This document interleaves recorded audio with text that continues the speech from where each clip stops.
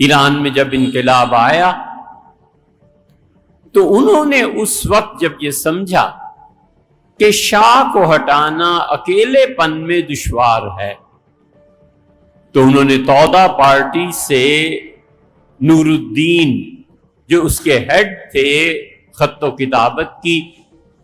اور وہ چھپ گئی ہے، اور خمینی نے لکھا کہ اب آپ کی مدد کی ضرورت ہے، اور کیوں نہ ہم ایران میں بادشاہت کی بجائے جمہوریت لائیں، اور وہ جو پکے کمیونسٹ تھے اور بالکل دہریے تھے وہ اور خمینی اور پھر باقی پارٹیز نے آہستہ آہستہ اتحاد کیا، اور 2500 سال سے جو بادشاہت چل رہی تھی اسے بالکل مٹا دی۔ قائدین ایسے فیصلے لیتے ہیں،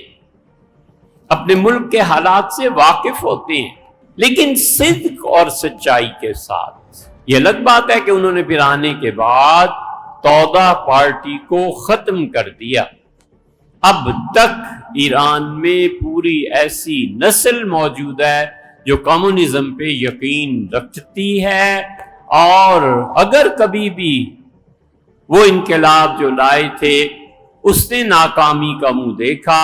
تو ایران یا تو کمیونسٹوں کے پاس چلا جائے گا یا ملحدین کے پاس چلا جائے گا، ان دونوں میں سے ایک جھولی میں جا کر یہ پھل گرے گا، کیونکہ ہم نے خود دیکھا ایران میں کئی مرتبہ کہ جہاں لینن اور اسٹالن اور